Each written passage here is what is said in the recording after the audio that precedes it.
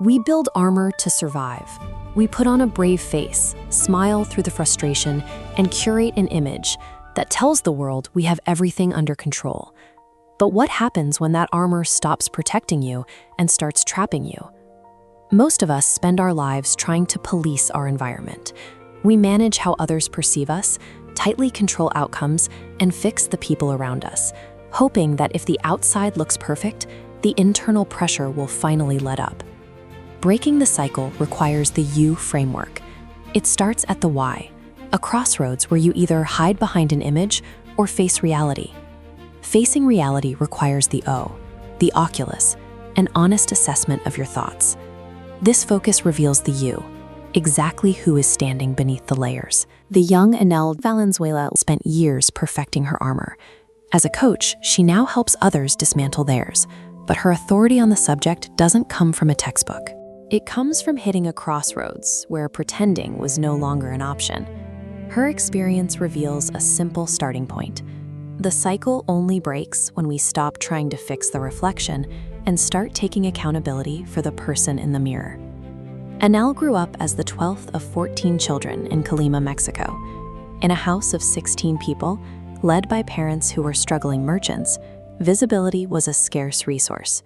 Her survival mechanism started early. When her father would come home shouting, a young Anel learned to immediately hide. That physical act of disappearing forged her default adult reaction, avoiding conflict and smiling politely, even when she was suffering. By the 6th grade, that instinct to stay quiet made her a target. A group of bullies at school systematically chipped away at her confidence, eventually robbing her of her voice entirely. The isolation became so heavy that she attempted to end her life. Reflecting on it now, she recognizes a vital distinction. She wasn't trying to end her existence. She was trying to eliminate the pain that had become her constant companion. Surviving that moment forced a change. She finally dropped the mask of silent endurance and told her older brother, Jose, what was happening. Having someone listen and share the weight of that pain gave her the internal ground she needed to stand on. A mask can protect a vulnerable child from a chaotic environment, but carried into adulthood, that same defense mechanism becomes a cage. Even after the bullying stopped, Anel struggled with a core belief that she simply wasn't enough, not as a mother, a wife, or a professional. To fix that feeling, she looked outward. She pursued a degree in cosmetology, reasoning that if she spent her life in a world of beauty and external validation, the insecurity inside would finally vanish. It didn't work. She discovered that curating a flawless physical appearance for the world does nothing to mend a fractured sense of worth. Anel eventually found a better model for growth in biology. Think of a seed establishing itself. For the plant to survive, it must push roots deep into the earth. They don't grow strong in loose dirt. They need the crushing weight of soil pressing against them. That resistance forces the roots to thicken and build strength to bloom. Anel applied this to her own life. She entered therapy, choosing to use the pressure of her past trauma as the resistance she needed to build her own internal foundation. Seeking an external achievement to heal an internal wound is like trying to grow a sturdy tree in a glass of water. Growth requires the dirt. Now, turn that lens toward your own life.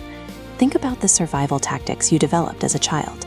Are those same masks still dictating how you react to stress as an adult? Look at your career. Are you chasing titles or grades to prove your value to everyone else, while secretly hoping the achievement will finally make you feel capable? Look at your relationships. Are you projecting your own unhealed frustrations onto the people you love, rather than examining your own emotional state? Here is an actionable step. Identify one specific mask you wear to stay safe or liked. Today, choose one conversation where you consciously decide to set it aside. It will feel uncomfortable, but just like the plant, that resistance is the exact pressure your roots need to actually take hold. We often exhaust ourselves trying to move the mountains in front of us, when the only terrain we actually navigate is the one inside our own minds. After decades of surviving her own silence, Anel arrived at a conclusion that serves as the foundation for how she lives now. The only person whose decisions, thoughts, actions, and emotions we can control is ourselves. Accepting this boundary is a form of freedom. It allows you to resign from the impossible task of managing the world around you and focus on the only person you can actually change. When you stop looking for your value in the reflection of others, you finally clear the glass. You stop seeing the mask and start seeing who you are meant to be all along. This is wisdom for your day. Remember to be yourself. Everyone else is taken.